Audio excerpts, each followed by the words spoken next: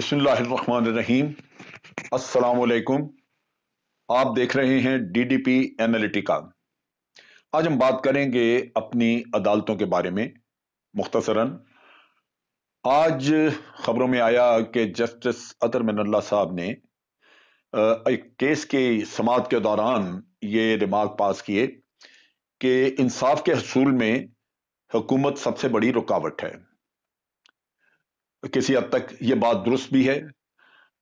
हुकूमत सिर्फ यही नहीं, जितनी भी पहली हुकूमतें गुजरी उनको भी इस तरफ तवज्जो देनी चाहिए थी। लेकिन देखने की बात यह है कि क्या अदालतों ने मिलके हुकूमत के साथ कोई ऐसी प्लान बनाई, कोई इसका तज्जिया किया कि क्या मसाइल हैं, क्या चीजें हैं जिनके जरिए आप अपने इंसाफ के निज़ाम को बेहतर बना सकते हैं। आपका क्रिमिनल जस्टिस सिस्टम, जहां मॉडर्न किस्म की अभी चीजें निकल आई, जिनके जरिए इलेक्ट्रोमैग्नेटिक आपको फैसिलिटीज मौजूद हैं, जिनके जरिए हेयरिंग हो सकती है, जिनके जरिए आप नए एविडेंसेस ला सकते हैं, क्या वो तरीके अडॉप्ट करने के लिए सोचा गया? बहुत कुछ है जो कि नई टेक्नोलॉजीज आने के बाद आपको अवेलेबल है, लेकिन उधर तब कोई पेशरफ्त नहीं हुई। उसके साथ साथ जब आपने अपने कवानीन में कोई तब्दीली नहीं की तो वो पार्लियामेंट का काम था। पार्लियामेंट भी इस पे नहीं बोली, हुकूमतें नहीं बोली, पार्लियामेंट भी नहीं बोली। फिर ये है कि ये जो जो अदालती निज़ाम है, ये सिर्फ यहां तक नहीं है, बल्कि इसमें बहुत सारे और अवामिल हैं। मिसाल के तौर पे जजों की तादाद कम है। अगर सुपीरियर जुडिशरी में जजों की तादाद कम है तो वो कॉन्स्टिट्यूशन में आपको तब्दीली करनी होगी, वो पार्लियामेंट का फिर काम है।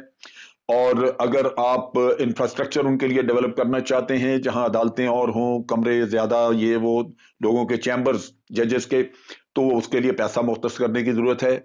वो हुकूमत अफोर्ड करती है, कब करेगी। लेकिन इन सबसे बढ़ के एक और जो चीज है वो ये है कि आपने थाने और पुलिस का कल्चर जो है वो तब्दील करना है।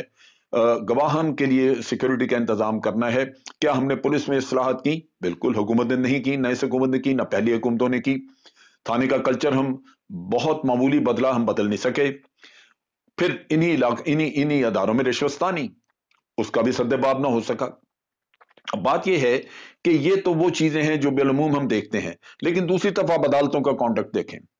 तारीख पे तारीख, तारीख पे तारीख, जज बदल गया, जज नया आ गया, फिर तारीखें चल रही हैं।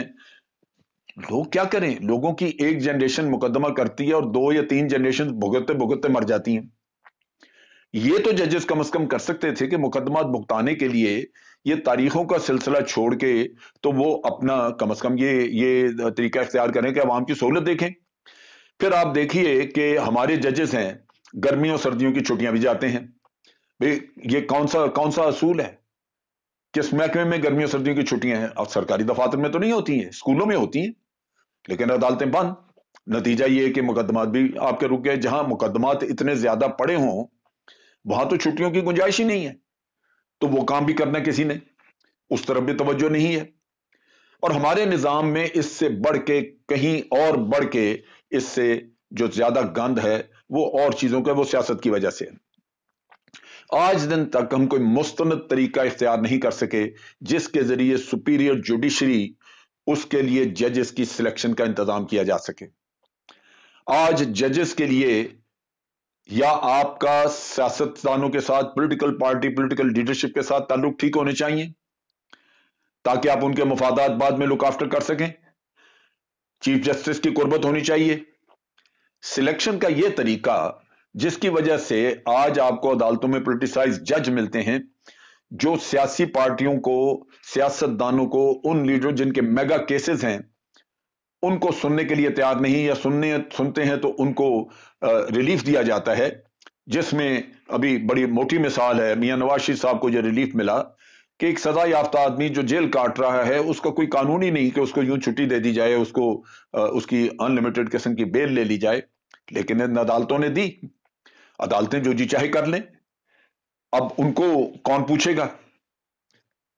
फिर इन अदालतों में एक और बहुत बड़ा इशू है, वो ये है कि ये अदालतें जिनमें जाके हमारे ये वकील भाई रिप्रेजेंट करते हैं, सबसे बड़े कानून तोड़ने वाले तो ये वकील हैं।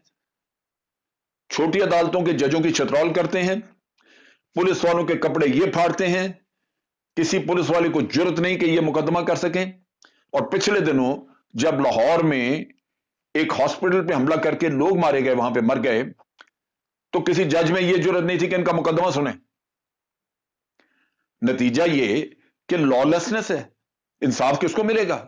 اگر وکیل نے جرم کیا ہے، وکیل کے پاس اگر کوئی مائنر لڑکی بچی بچہ کوئی نوکری کرتا ہے، اس کے گھر میں ملازمہ ہے، اس کو وہ چھترول کر دے تو آپ اس کو پوچھ نہیں سکتے، لیکن دوسرا کوئی شہری ہو تو اس کی پوچھ گچھ ہوگی۔ چائلڈ پروٹیکشن والے لوگ آ جائیں گے، وکیل کو ہاتھ لگائے تو بار کونسل ساری اس کو جا کے چیونٹی کی طرح اس کے اوپر چڑھ جائے گی۔ تو یہ تو ہو گیا وکلا کا کانڈکٹ۔ اب جب وکیلوں کو پروٹیکشن ہے ججز کی، تو جب ججز کو جرم کرتے ہیں، ان کی کرپشن پکڑی جائے، ان کا کچھ اور ہو، تو وکیل سے ان کے لیے دفاعی ایک کونسل بن کے آ جاتے ہیں۔ نتیجہ یہ کہ جنہوں نے انصاف دینا ہے وہ سب سے بڑے انصاف کے قاتل خود، اور اس کے بعد ان کی پوچھ پچھاڑ کوئی نہیں، ان کو پکڑ کوئی نہیں سکتا۔ یہاں جج کی کوئی کرپشن نکل آئی یا اس کے کوئی چیز ایسٹ پکڑے جائیں، وہ آپ کو ساری دنیا میں نچا دے گا کہ جی اس کو کیوں نہیں پوچھا، فلاں نے یہ کر دیا، فلاں میرا دشمن ہے، اپنا حساب نہیں دے گا۔ تو اس کا وہ اپنا حساب نہیں دے گا، لیکن اس کا دفاع کرنے کے لیے وکلا آ جائیں گے۔ یہ وکلا گردی کی ٹرم نکلی یہاں سے، اور یہی وہ وکلا گردی کرنے والے جو ہیں، چونکہ انہی کو یہی پروٹیکشن بھی دیتے ہیں ججز کو، انہی میں سے جج بنیں گے۔ وہ وکلا گردی کرتا کرتا آدمی اندر پہنچے گا وہاں پہ عدالت میں، وہ جج بن جائے گا، پھر شکوہ کرے گا کہ جناب انصاف کے لیے فلاں رکاوٹ ہے، فلاں رکاوٹ ہے۔ بھائی پہلے اپنا تو احتساب کرو۔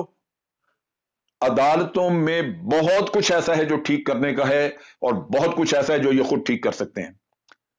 یہ عدالتوں کی اصلاح خود کریں، حکومت کو تجاویز دیں، پبلک کو بتائیں کہ حکومت کو مجبور کیا جائے کہ یہ اس طرح کریں، پارلیمنٹ کو یہ اطلاع دیں۔ جب تک انصاف دینے والے خود صحیح منصف نہیں ہوں گے، اور جب تک وہ کلاس وکلا کی جو خود ججز بننے کے لیے پریشان اور بھاگ دوڑ کر رہی ہوتی ہے اور جج بنتے ہیں، یہ ان کے اپنے کردار اگر پیچھے یہ ہوں گے تو ان سے آپ توقع کر سکتے ہیں کہ آپ کو وہ آ کے انصاف مہیا کریں گے۔